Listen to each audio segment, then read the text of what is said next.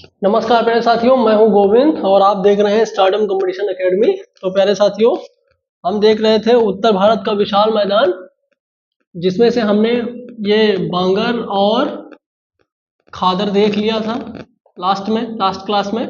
और आज हम रेह या कल्लर देख लेंगे प्यारे साथियों। रेह रेह क्या है? तो प्यारे साथियों, आप लोग देख लीजिए कि जो बांगर क्षेत्र होता है उसके ऐसे भाग जो सिंचित क्षेत्र होते हैं, ज़्यादा पानी की आवश्यकता होती है, सिंचाई से पीड़ित क्षेत्र होते हैं, उन पे एक नमक की सफ़ेद परत बन जाती है। तो जो लेयर बन जाती है ना, इसी परत को जो है रेह या कलर कहा जाता है प्यारे साथियों। तो आप लिख लीजिए इसमें, फिर आगे बढ़ते हैं नेक्स्ट टॉपिक पे। तो प्यारे साथियों, ये हेडिंग बना लीजिए, रेह या कलर इसको बोलते हैं। तो यह प्यारे साथियों बांगर क्षेत्र में अतिसिंचित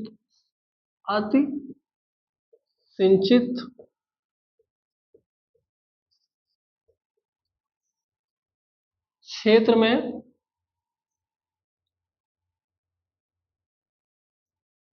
जो एक सफेद परत होती है, सफेद नमक की परत बिछ जाती है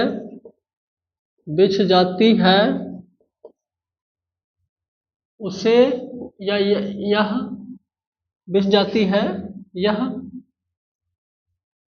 यहाँ से हटा दो, सेंटेंस नहीं बन रहा है। तो बांगर क्षेत्र में अतिसिंचित क्षेत्र में सफेद नमक की परत बिछ जाती है, इसे रेह या कल्लर कहा जाता है प्यारे साथियों। और प्यारे साथियों, इसकी अधिकता जो है, दूसरा पॉइंट लिख लो कि इसकी अधिकता यानी कहाँ पे ये बहुतायत में है। तो इसकी अधिकता एक तो हमारा उत्तर प्रदेश और दूसरा हरियाणा, उत्तर प्रदेश और हरियाणा के शुष्क भागों में है। तो ये रेह और कलर के बारे में ये दो पॉइंट हैं, याद रखिएगा। इसको आप नोट डाउन कर लीजिए, फिर आगे बढ़ते हैं। चलिए साथियों, आज हम अब स्टार्ट करने वाले हैं। प्यारे साथियों, ये जो उत्तर भारत का विशाल मैदान देख रहे थे, इसका हम प्रादेशिक विभाजन देखेंगे।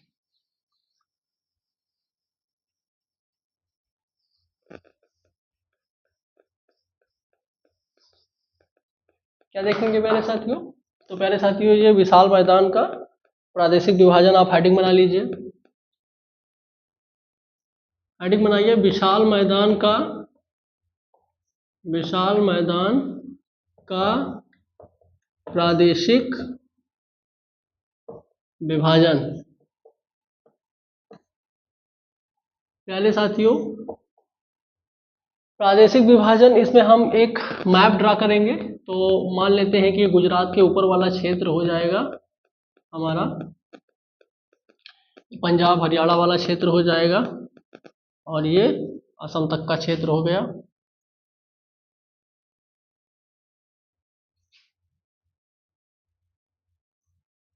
तो प्यारे साथियों, इसमें प्यारे साथियों हम देख लेंगे कि ये राजस्थान का हो गया, ये हमारा प्यारे साथियों हरियाणा और पंजाब का मैदान हो गया, और प्यारे साथियों ये हमारा गंगा का मैदान हो गया, और ये असम का मैदान हो गया। तो इसका नामकरण भी कर लीजिए प्यारे साथियों। तो ये काले पेन से करते हैं, ये हमारा हो जाएगा राजस्थान का मैदान। ये प्यारे साथियों पंजाब एवं हरियाणा का मैदान हो जाएगा, पंजाब एवं हरियाणा का मैदान। ये प्यारे साथियों ये गंगा का मैदान हो जाएगा, गंगा का मैदान। लेकिन इसमें हम इसको बांट लेंगे। तो ये प्यारे साथियों ऊपरी गंगा का मैदान हो जाएगा, और ये प्यारे साथियों मध्य गंगा का मैदान हो जाएगा और ये निचली गंगा का मैदान हो जाएगा। तो इसको भी आप, गंगा के मैदान को भी आप नोट डाउन कर लीजिए। तो ये है ऊपरी गंगा का मैदान। मेरे साथियों ये मध्य गंगा का मैदान हो जाएगा और ये निम्न गंगा या इसी को कहते हैं निचली गंगा, निचली गंगा का मैदान। मेरे साथियों ये हमारा बचा, ये असम का मैदान हो जाएगा, असम का मैदान। मेरे साथियों इनको हम एक एक करके भी पढ़ेंगे, तब तक के आप नोट डाउन कर लीजिए। ये बांग्लादेश वाला क्षेत्र हो जाएगा, ये पश्चिम बंगाल वाला क्षेत्र हो गया, ये मध्य प्रदेश का ऊपरी वाला हिस्सा हो गया विंध्य श्रेणी का, ये राजस्थान वाला क्षेत्र राजस्थान का मैदान हो गया। तो हम इसको अलग अलग से भी पढ़ेंगे, आप तब तक नोट डाउन कर लीजिए। चलिए इसको हम साफ करके फिर राइटिंग बनाते हैं।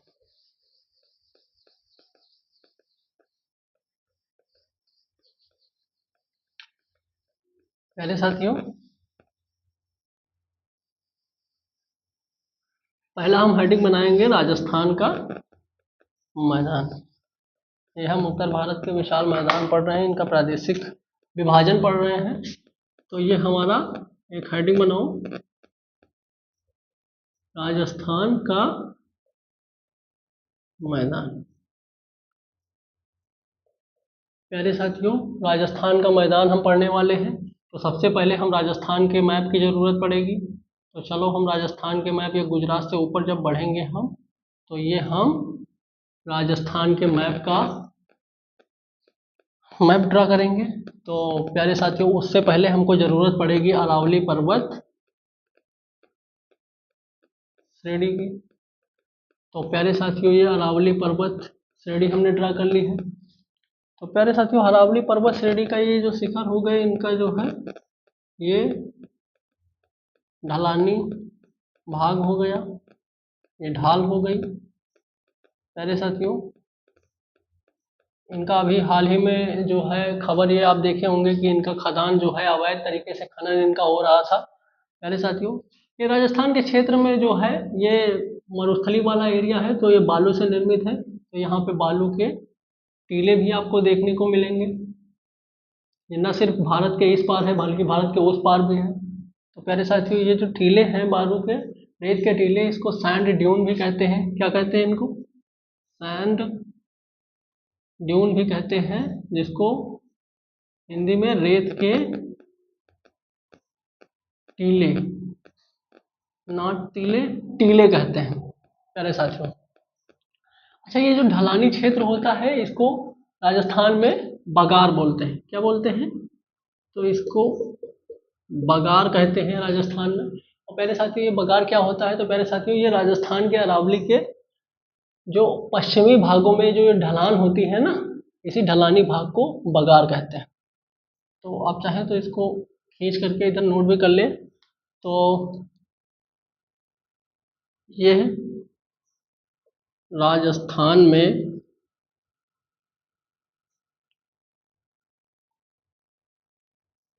किसके? अरावली के, ये अरावली पर्वत श्रेणी है ना, तो अरावली पर्वत श्रेणी के पश्चिमी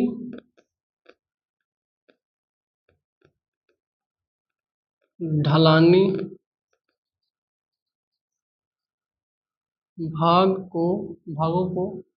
भागों नहीं होता, भाग होता है, भाग को क्या कहते हैं? बगार कहते हैं। बगार समझ गए क्या कहते हैं? तो अरावली पर्वत श्रेणी का जो पश्चिमी ढलान है, इसी ढलान को बगार कहते हैं प्यारे साथियों। आप इतना नोट डाउन कर लीजिए, फिर बढ़ते हैं हम, तब तक इसको साफ करते हैं। तो आप बगार जान गए, अरावली पर्वत श्रेणी जान गए जो दिल्ली तक विस्तृत है। यही के अरावली पर्वत श्रेणी के पश्चिमी हिस्से से राजस्थान की एक प्रसिद्ध नदी जो है लूनी नदी, जो कि मैदानी क्षेत्रों में ही विलीन हो जाती है, वो भी है, वो भी स्थित है प्यारे साथियों।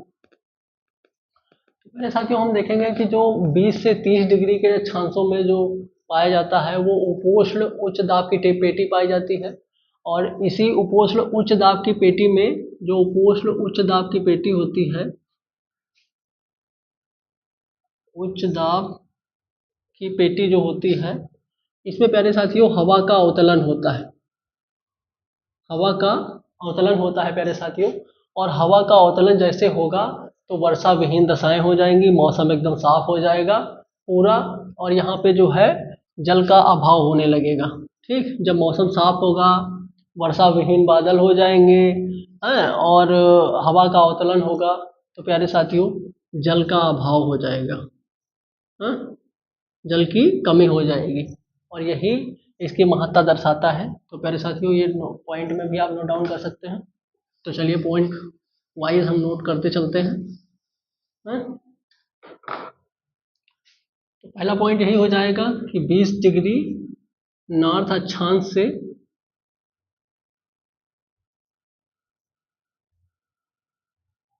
30 डिग्री नॉर्थ अक्षांश के मध्य प्यारे साथियों उपोष्ण उच्च दाब की पेटी होती है, पेटी होती है, जिसमें क्या होता है प्यारे साथियों, वायु या हवा बोल सकते हैं,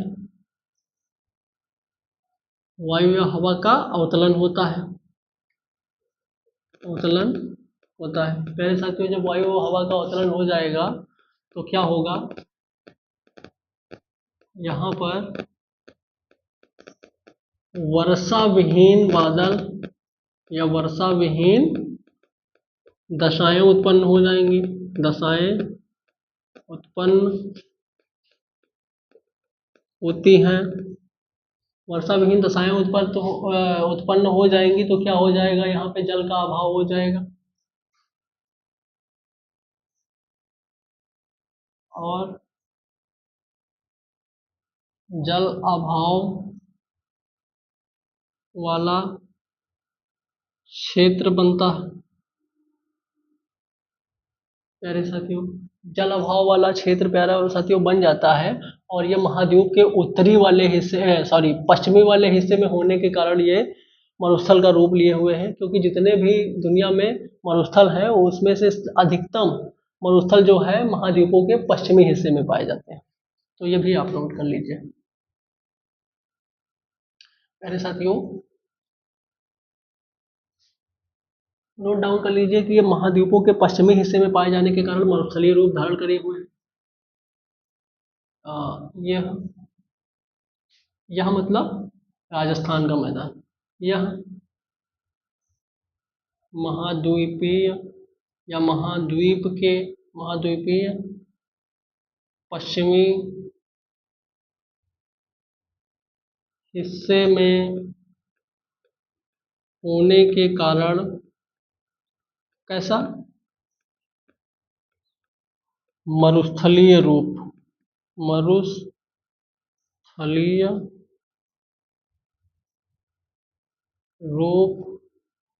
लिए हुए हैं प्यारे साथियों। तो मरुस्थल वाला एरिया, मरुस्थल वाला क्षेत्र है, साइड हो रहे हैं, इसको नोट डाउन कर लीजिए, फिर आगे बढ़ते हैं।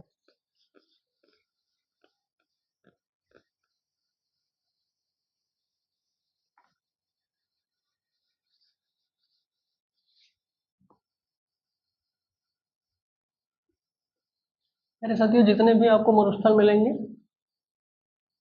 वो महाद्वीपों के पश्चिमी हिस्से में ही मिलते हैं, और प्यारे साथियों वो 20 से 30 डिग्री या 35 डिग्री के अक्षांशों में ही मिलेंगे प्यारे साथियों। और प्यारे साथियों क्या हो जाएगा कि यहाँ राजस्थान में जो अरावली श्रृंखला है उसके पश्चिम में ये मैदान जो है विकसित हुए हैं। जैसा कि हमने देखा था, हमने क्या देखा था, हमने ये देखा था कि ये यहाँ ये गुजरात वाला क्षेत्र हो गया है। तो और ये हो गई हमारी अरावली पर्वत श्रेणी। तो जो अरावली पर्वत श्रेणी हो गई है, ये हमने बगार देखा था। तो प्यारे साथियों, ये जो राजस्थान का मैदान है ना, वो अरावली के ये पश्चिम वाला हिस्सा हो जाएगा। यही वाला क्षेत्र जो है वो राजस्थान का मैदान हो जाता है प्यारे साथियों। तो इसको आप पॉइंट वाइज कैसे नोट करेंगे, ये भी नोट कर लीजिए। तो हम देख रहे थे राजस्थान का मैदान। तो राजस्थान के मैदान में अगला पॉइंट नोट करिए, यह अरावली पर्वत श्रेणी के पर्वत, ये श्रेणी हो जाएगा, ये ऐसे श्रेणी हो जाएगा। ये क्या लिख दिया था, पर्वत श्रेणी के पश्चिमी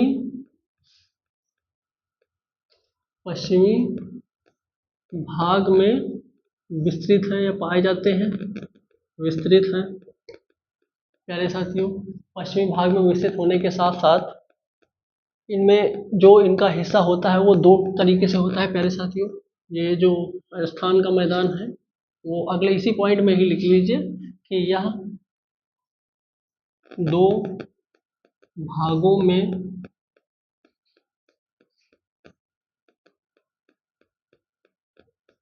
दिखाई पड़ता है। कौन से दो भाग हो जाएंगे, पहला हो गया, ये दूसरा हो गया। पहला भाग प्यारे साथियों ये जो बगार क्षेत्र हो गया, ये बगार क्षेत्र हो जाता है प्यारे साथियों। और दूसरा क्या हो जाता है, तो दूसरा इसका जो मरुस्थलीय हिस्सा है ना, मरुस्थलीय क्षेत्र, ये हो जाता है प्यारे साथियों राजस्थान का। बगार क्षेत्र जो है वो ऐसा क्षेत्र होता है कि इसी के आसपास में जो है, अभी आगे हम देखेंगे कि रोही भी मिलता है इन नदियों के किनारे। तो अच्छा, अभी मिटाने की ज़रूरत नहीं है। इसमें हम देखेंगे कि प्यारे साथियों, जब आप बहुत पहले भौगोलिक काल में जाएंगे तो यहाँ पे एक सागरीय क्षेत्र हुआ करता था प्यारे साथियों। जो आजकल जो है वर्तमान के तौर पे देखेंगे तो यहाँ सागरीय निक्षेप मिलता है और सिंधु नदी का जो जलोढ़ क्षेत्र है वो पाया जाता है प्यारे साथियों। यहाँ बहुत पहले यानी कि भूगर्भिक काल में यहाँ पे जो है वो सागरीय क्षेत्र हुआ करता था। ये सिंधु नदी भी अपने मार्ग सबसे पहले यही प्रशस्त करती थी, फिर थोड़ा सा आगे बढ़ी और आगे बढ़ी और आगे बढ़ी और आगे बढ़ी तो कराची तक चली गई। अभी जैसे जैसे काल में परिवर्तन होता गया, सिंधु नदी अपना मार्ग बदलते बदलते भविष्य में ये भी हो सकता है कि वो पाकिस्तान के और हिस्से क्षेत्र पार करके जो है तो ये भी जा सकती है। तो प्यारे साथियों, ये भी आप नोट डाउन कर लीजिए, अगला पॉइंट नोट डाउन कर लीजिए प्यारे साथियों कि यह क्षेत्र, यह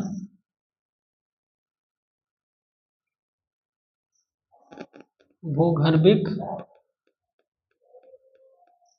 काल में सागरीय क्षेत्र हुआ करता था, सागरीय क्षेत्र हुआ करता था, परंतु आज जो है प्यारे साथियों इसमें सागरीय निक्षेपों, प्यारे साथियों इसमें सागरीय निक्षेपों और जो सिंधु नदी है ना उसका जो है जलोढ़ पाया जाता है यहाँ पे, एवं सिंधु नदी का जलोढ़ पाया जाता है।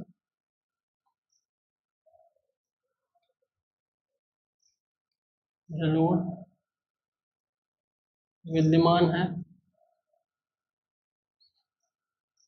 मेरे साथियों इसको नोट डाउन करो, फिर आगे बढ़ते हैं।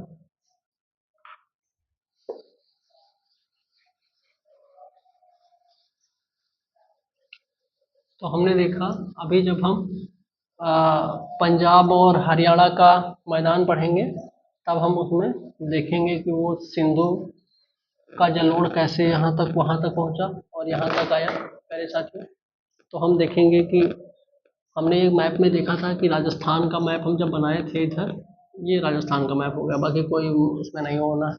तो हमने देखा कि ये पाकिस्तान वाले क्षेत्र में भी और इधर भारत के अंदर वाले क्षेत्र में रेत के टीले पाए जाते थे। रेत के टीले अभी इससे पहले नोट कराया था कि रेत के टीले मिलते हैं जिनको सैंड ड्यून कहते हैं। क्या कहते हैं? Sand dune. कभी कभी ऐसे भी लिखा मिल जाएगा, सैंड ड्यून। तो समझ जाना कि यही सैंड ड्यून रेत के टीले हैं। तो ये वाला पॉइंट भी नोट कर लो।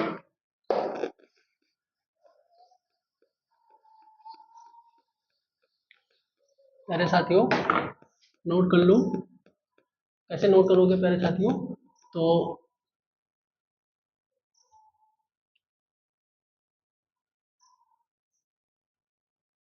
यह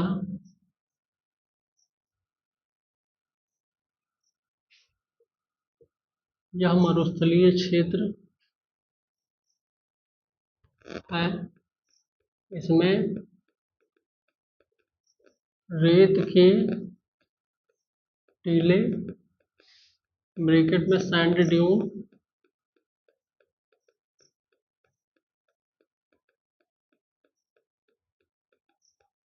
प्रचुर मात्रा में पाए जाते हैं। प्रचुर मात्रा में पाए जाते हैं प्यारे साथियों। तो सैंड ड्यून इसमें बहुत ज़्यादा पाए जाते हैं प्यारे साथियों। और यहाँ पर जो है कुछ लवणीय झीलें भी हैं, जैसे कि आपकी सांभर बन जाएगी, डीडवाना बन जाएगी, मकराना बन जाएगी।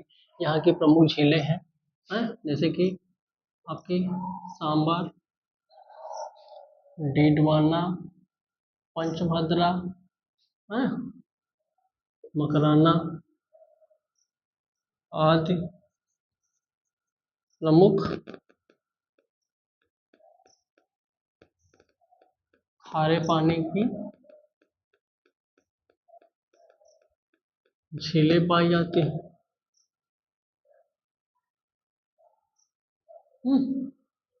प्यारे साथियों यहाँ पे प्यारे साथियों जो है सांबर, डीडवाना, मकराना ये सारी झीलें पाई जाती हैं और रेत के टीले भी प्रचुर मात्रा में मिलते हैं। और क्या है प्यारे साथियों इसमें? तो और हम देखेंगे कि ये उच्च दाब की स्थिति और गर्म शुष्क दशाएं इसमें बनी रहती हैं इस क्षेत्र में, क्योंकि दबाव बहुत ज़्यादा होता है प्यारे साथियों और सतही जो जल प्रवाह है वो बहुत ही कम होता है प्यारे साथियों। तो आप नोट डाउन भी कर लीजिए।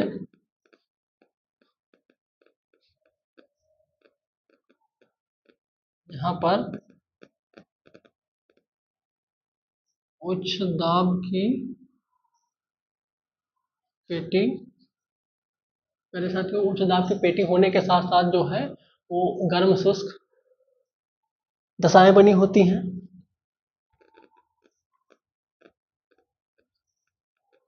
गर्म शुष्क दशाएं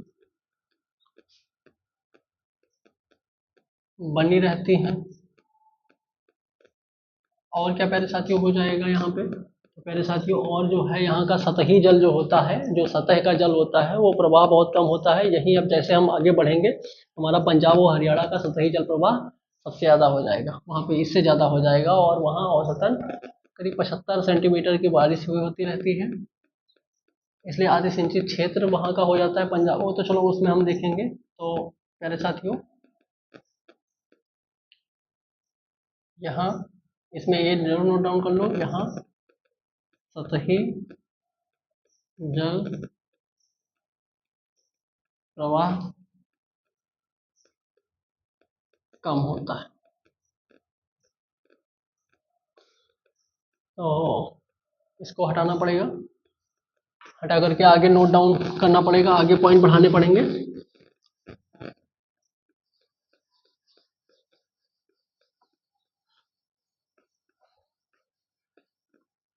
प्यारे साथियों इसीलिए यहाँ पे जो है कृषि करना थोड़ा दुर्लभ होता है।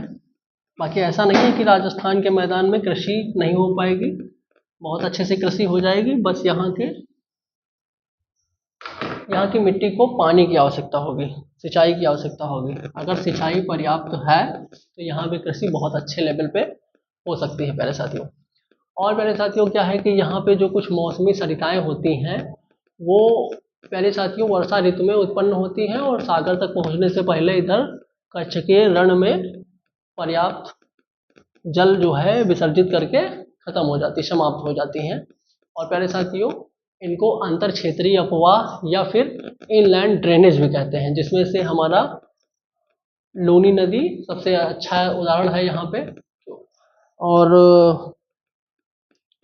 पहले साथियों क्या होता है ना कि यहाँ से जो है जब भी मौसमी सरिताएं का मतलब होता है नदियाँ, तो नोट डाउन ही कर लीजिए यहाँ पर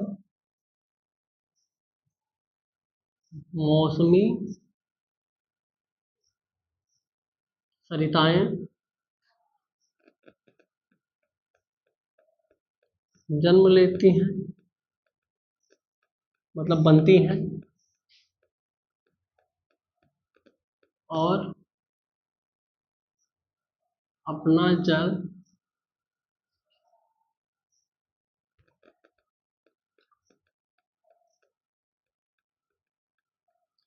मेरे साथियों अपना जल भूमि पर ही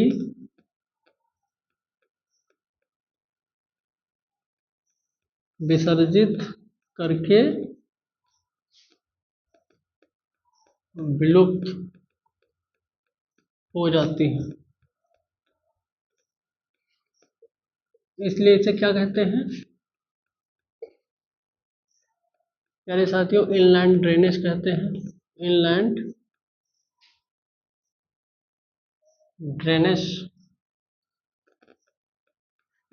कहते हैं प्यारे साथियों। उदाहरण के तौर पे हमारी लूनी नदी हो जाएगी प्यारे साथियों। और यहाँ पे जो ये जो मौसमी सरिताएं होती हैं प्यारे साथियों, इनके किनारे जो है बगार क्षेत्र में उर्वरक मृदा क्षेत्र जो होता है, वहाँ पे उसको रोही कहा जाता है। तो ये भी इम्पोर्टेंट है, आप नोट डाउन कर लीजिए कि इन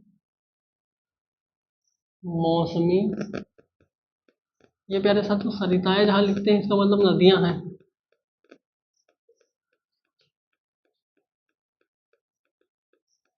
तो इनके जो बगार क्षेत्र होते हैं, बगार क्षेत्र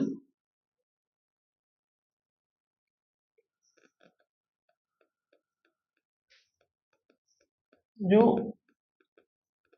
प्यारे साथियों यहाँ पे जो उर्वरक वाला क्षेत्र होता है, उर्वरक मृदा वाला क्षेत्र जो होता है, उसको राजस्थान में रोही कहा जाता है। तो ये बगार और रोही बहुत इंपॉर्टेंट है, ये पूछे जाते हैं, तो इसको जरूर याद रखिएगा कि ये जो सरिताएं हैं इनके बगार क्षेत्रों में उर्वरक जो मृदा होती है, उर्वरक मृदा क्षेत्रों को रोही कहते हैं प्यारे साथियों। तो इन्हीं मौसमी नदियों यानी सरिताओं के लिए और ये अरावली के पश्चिमी हिस्से में बनती हैं, और इन्हीं जो ये बगार क्षेत्र होते हैं सरिताओं नदियों के आसपास के बगार क्षेत्र, ये उपजाऊ होते हैं, उर्वरक मृदा इसमें पाई जाती है, और इन्हीं को क्या कहते हैं? रोही कहते हैं राजस्थान में प्यारे साथियों।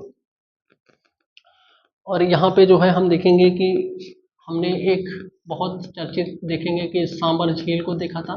तो प्यारे साथियों सांबर झील की विशेषता यही है, हम सभी जानते हैं कि यह खारे पानी की, खारे पानी या नमकीन पानी की देश की सबसे बड़ी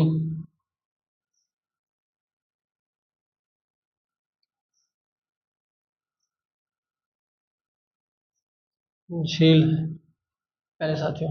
इसमें सर्वाधिक खारा पानी है। हाँ? चलिए प्यारे साथियों, सर्वाधिक खारे पानी की देश की सबसे बड़ी झील है ये, और इतना नोट डाउन कर लीजिए, फिर हम आगे बढ़ते हैं।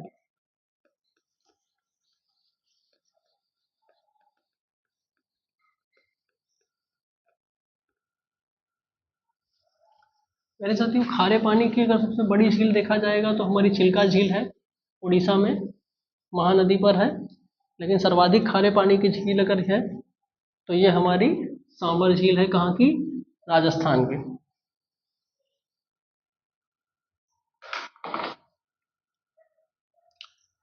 पहले साथियों अब हम देखेंगे पंजाब और हरियाणा का मैदान।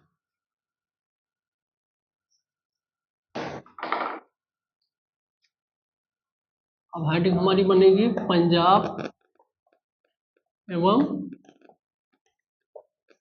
हरियाणा का मैदान। तो प्यारे साथियों ये पंजाब एवं हरियाणा का मैदान हो जाएगा। तो हम सभी जानते हैं कि ये हमारा तिब्बत में पड़ेगा, मान सरोवर झील। ठीक, इसी के पास में जो है मानसरोवर झील के पास में ही एक ग्लेशियर पड़ेगा, बोखर चू ग्लेशियर।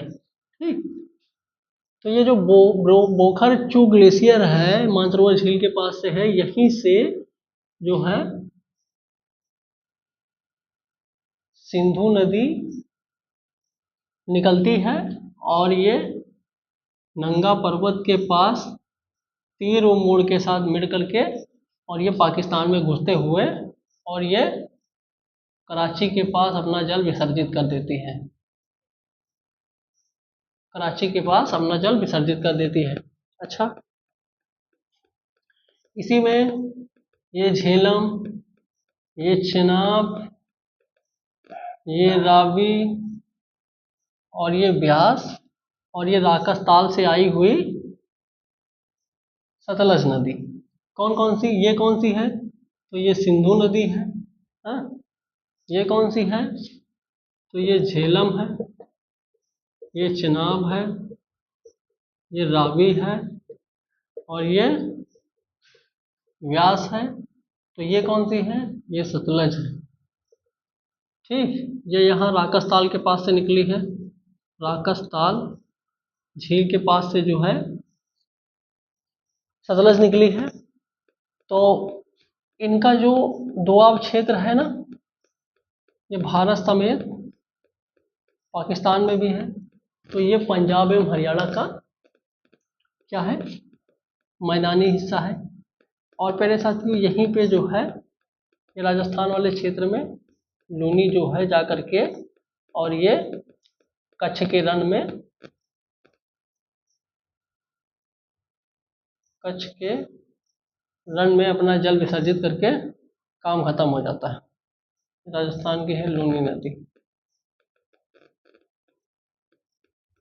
तो ये इसकी अवस्थिति है, पंजाब एवं हरियाणा की अवस्थिति है। इसको आप नोट डाउन कर लीजिए प्यारे साथियों। प्यारे साथियों हम अभी इससे पहले बता रहे थे कि जैसे ये सिंधु नदी है ना, तो ये जो है नंगा पर्वत से पहले यहाँ कच्छ के रण के आसपास जल विसर्जित करती थी। फिर कुछ समय आया तो ये बढ़ करके कच्छ के रण से थोड़ा सा उस पार बढ़ी, यहाँ बढ़ी, बढ़ते बढ़ते थोड़ा और आगे बढ़ी और समय परिवर्तित हुआ तो अभी ये कराची के पास में जल विसर्जित कर रही है। तो ये सिंधु नदी, इसीलिए अभी कक्ष में जो है कक्ष के रण में हमने लिखाया था कि सैंधव या सिंधु नदी का जलोढ़ है। तो प्यारे साथियों इसको आप नोट डाउन हो ही चुका है, अब हम इसमें कुछ पॉइंट्स नोट कराएंगे। तो इसको साफ कर रहे हैं। बोखरचू ग्लेशियर याद रखना सिंधु नदी का उद्गम क्षेत्र है मानसरोवर झील के पास। इसको प्यारे साथियों शेर का मुख तिब्बत में कहते हैं शिम्बी खबाब या खम्बन भी बोलते हैं।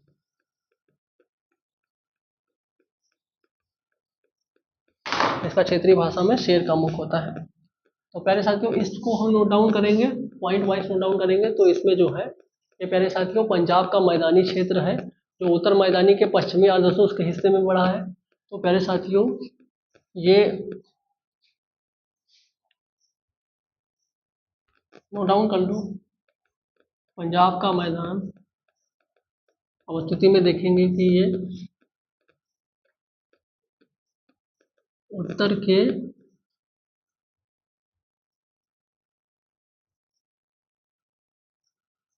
पश्चिमी क्षेत्रों में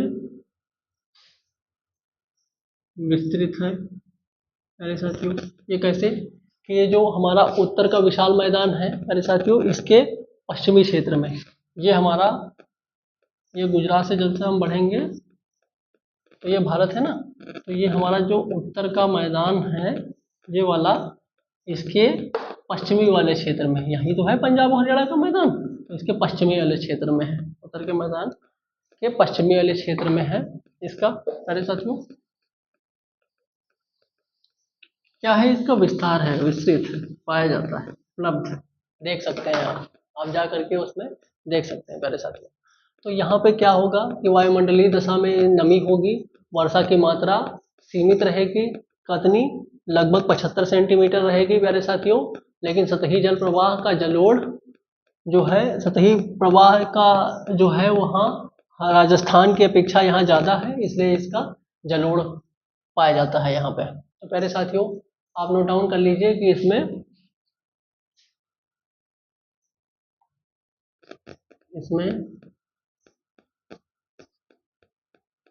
वायुमंडलीय, इसके वायुमंडल में नमी रहेगी मेरे साथियों, नमी रहने के साथ साथ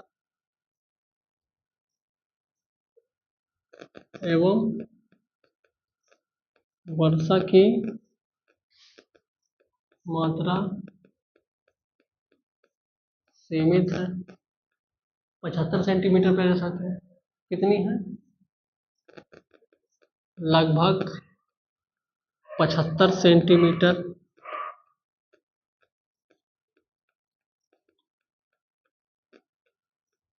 वार्षिक प्यारे साथियों। और प्यारे साथियों क्या है ना कि इसके सतही जल प्रवाह द्वारा जो है जलोढ़ मैदान निर्माण हुआ है प्यारे साथियों। यहाँ पे बहुत अच्छी कृषि होती है प्यारे साथियों, यहीं पर ही जो है नोट डाउन कर लीजिए, इसका सतही जल प्रवाह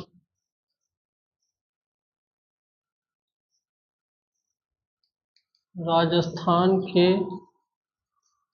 मैदान की अपेक्षा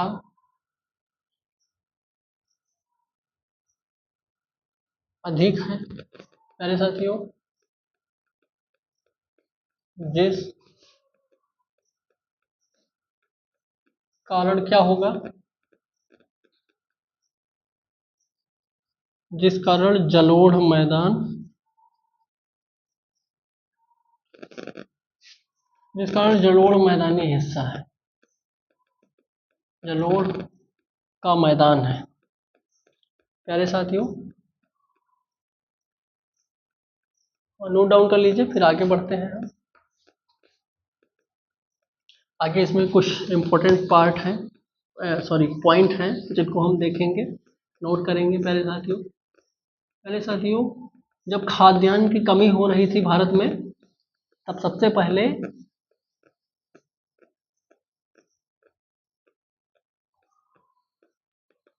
जो क्रांति आई थी खाद्य में, हरित क्रांति, वो किस हिस्से में, तो वो इसी हिस्से में लाई गई थी प्यारे साथियों।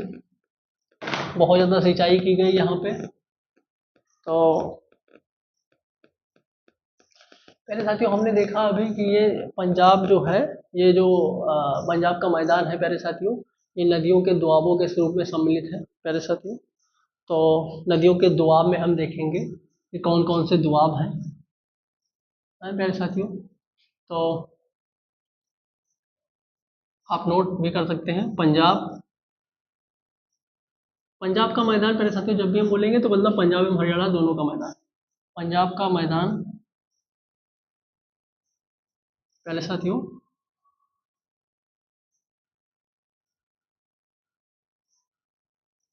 नदियों के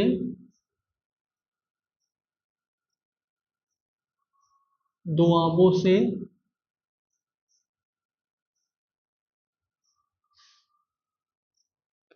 निर्मित है। कौन कौन सी हो जाएंगी तो जरा हम देख लेंगे। तो ये प्यारे साथियों हम इसमें देख लेंगे कि बिस्त देख लेंगे, हाँ बिस्त देख लेंगे। बिस्त में कौन कौन सी हो जाएंगी, तो ये ब्यास और सतलज हो जाएगी प्यारे साथियों। वित्त के बाद में क्या हो जाएगी, रचना मिल जाएगी इसमें। रचना में प्यारे साथियों रावी और चेनाब हो जाएगी प्यारे साथियों। तो प्यारे साथियों जो नदियां हैं ना, जैसे 20 से लिखा है तो मतलब 20 से यहाँ पे आप ब्यास बन जाता है, और अस्त से अस्तलुज यानी कि सतलुज, ऐसा याद रहेगा प्यारे साथियों। इन्हीं के आधार पे जैसे रचना हो गई ना, तो र से रावी नदी हो जाएगी और चना से चेनाब हो जाएगी प्यारे साथियों। ऐसे ही ठीक इसमें चाज हम जोड़ेंगे, चाज, ठीक। तो चाज चा से हो जाएगा हमारा चेनाब, हाँ। और जा से, जब जा वर्ग हम पढ़ेंगे हिंदी में, वर्णमाला में जा वर्ग पढ़ते हैं तो जा के बाद झा आता है, तो इसलिए जा झा यानी कि एक ही है, एक ही वर्ग का है, तो ये झेलम नदी के बीच में हो जाएगा चेनाब और झेलम प्यारे साथियों। और इसमें जो है हम बारी देखेंगे, बारी, बारी का दुआब, तो बारी का दुआब जो हम देखेंगे तो बा से ब्यास हो जाएगा, ये क्या हो गया, बा से ब्यास होगा हमारा, और री से क्या हो जाएगा, रावी हो जाएगा, रा मिला तो रावी हो जाएगा। और प्यारे साथियों फिर एक क्या मिलेगा हमारा प्यारे साथियों, तो ये सप्त सिंधु का जो है दुआब मिलेगा, सप्त सिंधु दुआब। ये कहाँ से है, तो ये सिंधु सागर, ये सिंधु नदी का सागर से है।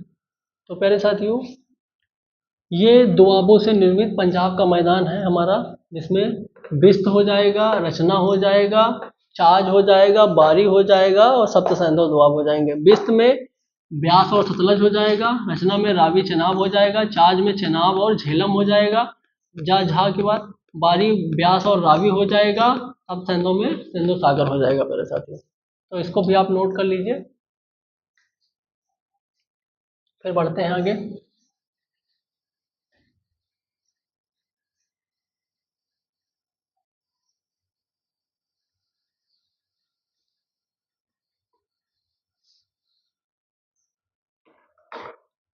चलिए प्यारे साथियों, तो हम देखते हैं यहाँ पे प्यारे साथियों सिंचाई जो है बहुत की गई है, बहुत ज़्यादा।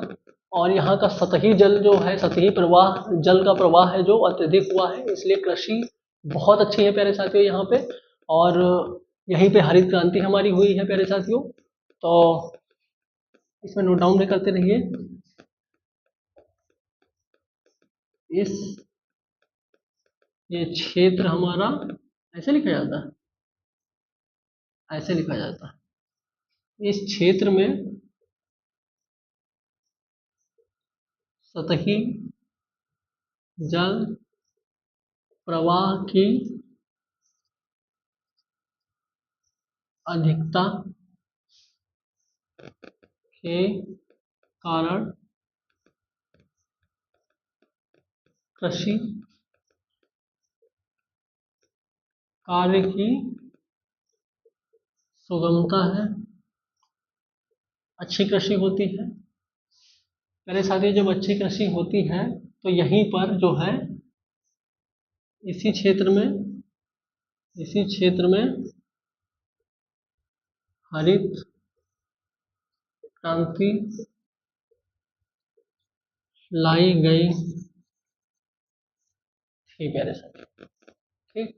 तो हरित क्रांति कहाँ हुई थी, इसी क्षेत्र में हुई थी। सतही जल का प्रवाह अधिक है, इसलिए कृषि कार्य यहाँ पे बहुत अच्छा है प्यारे साथियों। यहाँ पे सिंचाई के साधन में ट्यूबवेल से सिंचाई करते हैं, नहरें हैं, इनका अत्यधिक विकास हुआ है प्यारे साथियों, इसलिए कृषि उत्पादन बहुत ज़्यादा हुआ है। और दूसरा क्या है ना कि बहुत ज़्यादा सिंचाई करने के मतलब बहुत ज़्यादा इन्होंने सिंचाई कर ली है, बहुत ज़्यादा सिंचाई कर ली है। इससे क्या हुआ है कि इससे जो वाटर लेवल है वो काफ़ी नीचे चला गया है। और दूसरा साथियों, प्यारे साथियों, वाटर लेवल नीचे जाने के बाद सिंचाई ज़्यादा करी गई है, तो इसमें जो नमक की लेयर है वो भूमि के कुछ हिस्से में नमक की पूरी एक परत बिछी जा चुकी है। तो ये परत बिछने से क्या होता है प्यारे साथियों, जल भराव क्षेत्र, जब भी बाढ़ आती है ना तो ये जल भराव क्षेत्र हो जाता है, हाँ? तो ये आप नोट डाउन में करते रहिए।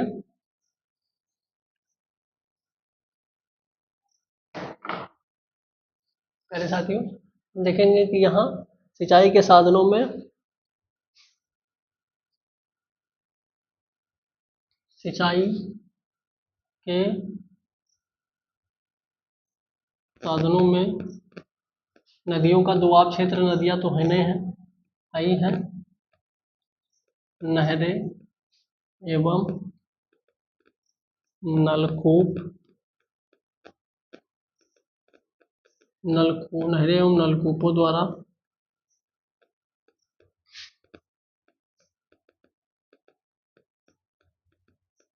किया जाता है। सिंचाई के साधनों में नहरें एवं नलकूपों की अधिकता है, अधिकता है। मेरे साथियों, अत्यधिक सिंचाई, खूब सिंचाई करे हैं, अत्यधिक सिंचाई के कारण इस क्षेत्र में क्या हो गया है, इस क्षेत्र में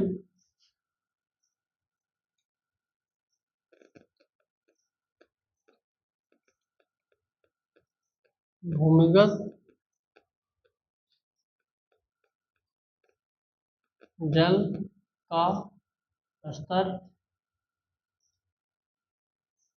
नीचे चला गया है। ये दुष्परिणाम है प्यारे साथियों, नीचे चला गया है। और क्या हो गया है यहाँ पे, थोड़ा सा इसको साफ कर लेते हैं।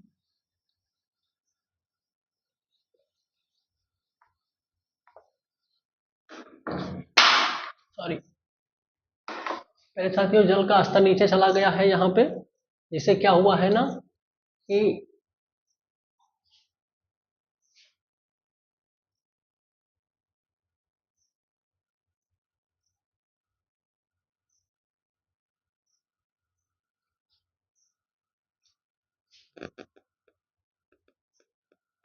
और मृदा पर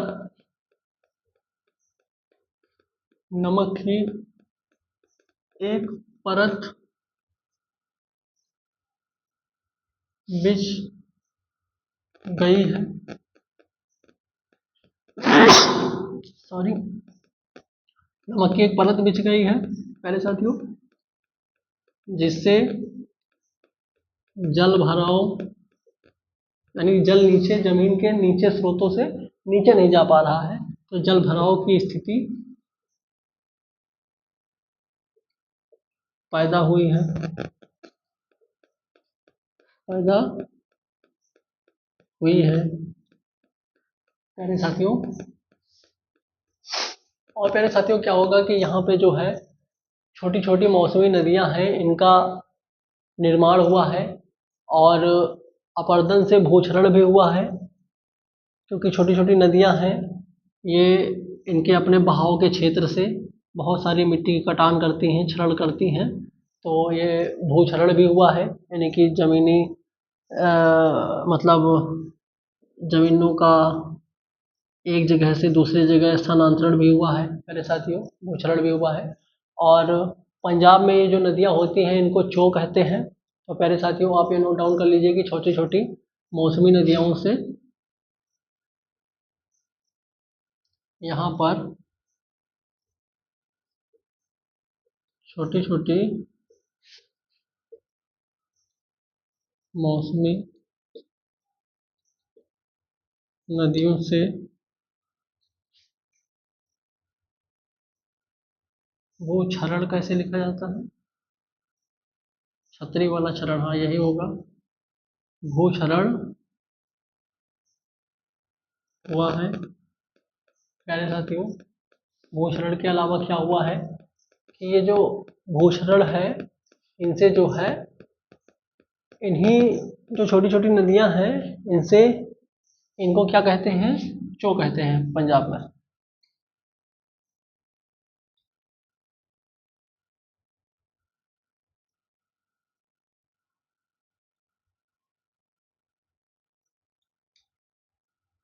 मेरे साथियों, इन्हीं जो छोटी छोटी नदियां हैं, मौसमी नदियों को पंजाब में चो कहते हैं। चो शब्दावली बहुत इंपॉर्टेंट है, आप लोग ये जानिएगा कि ये पंजाब में नदियों से संबंधित है। ठीक, तो इनको चो भी कहते हैं प्यारे साथियों। अब आप इतना नोट डाउन कर लीजिए, ये पंजाब के क्षेत्र में, और यह कृषि की अच्छी उपज वाला क्षेत्र है। ठीक, अच्छी उपज वाला क्षेत्र है। यहाँ से पंजाब एवं हरियाणा का मैदान खत्म हो जाता है। अब हम पहुंचेंगे गंगा के मैदान पे।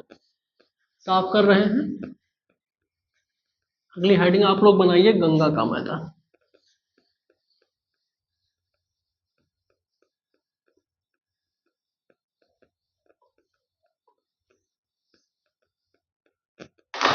अरे साथियों, अब हम देखेंगे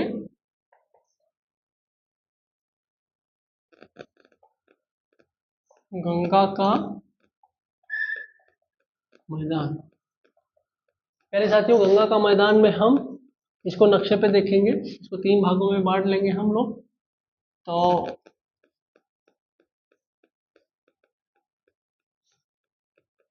ये गंगा का मैदान, जिसमें से ये हमारा एक हो जाएगा ऊपरी गंगा का मैदान, ये मध्य गंगा का मैदान, और ये निचली गंगा का मैदान। तो आप ये भी नोट डाउन कर लीजिए।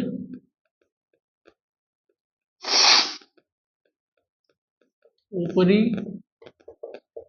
गंगा का मैदान, कभी साथियों, प्यारे साथियों, ऊपरी गंगा का मैदान जैसे आए तो आप समझ जाइए कि गंगा का पश्चिमी वाला हिस्सा, मध्य वाला हिस्सा, तो ये हो जाएगा हमारा मध्य गंगा का मैदान।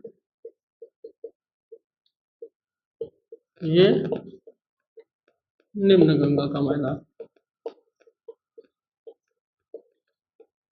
प्यारे साथियों, इसमें हम देखेंगे कि ये मैदान जो है गंगा नदी और गंगा की सहायक नदियों द्वारा निर्माणित है। प्यारे साथियों, यहाँ पे जो गंगा नदी हमारी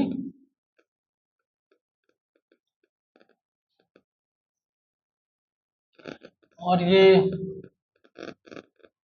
यमुना नदी, ये यमुना की जो है सहायक नदियाँ, तो ये गंगा एवं उनकी सहायक नदियों द्वारा इनके दोआब क्षेत्र में ये मैदान जो है बना हुआ है। इसी को हम 3 भागों में विभाजित करेंगे। इधर से ब्रह्मपुत्र भी आकर के उसी में मिल जाती है प्यारे साथियों। तो प्यारे साथियों, ये गंगा नदी एवं उनकी सहायक नदियों द्वारा बनाई गई है। पहला पॉइंट इसमें नोट डाउन कर लीजिए, यह गंगा नदी एवं उसकी सहायक नदियों द्वारा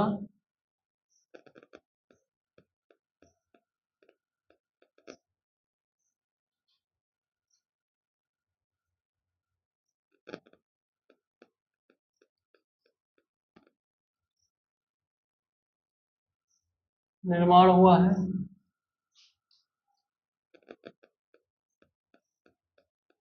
यह गंगा नदी एवं उसकी सहायक नदियों द्वारा निर्माण हुआ है। यह की जगह पे इसका, इसका मतलब गंगा के मैदान का, इसका गंगा नदी एवं उसकी सहायक नदियों द्वारा निर्माण हुआ है प्यारे साथियों। और इसको हम 3 भागों में बांटेंगे। पहला भाग हो जाएगा अध्ययन के तौर पे, इसको 3 उपभागों में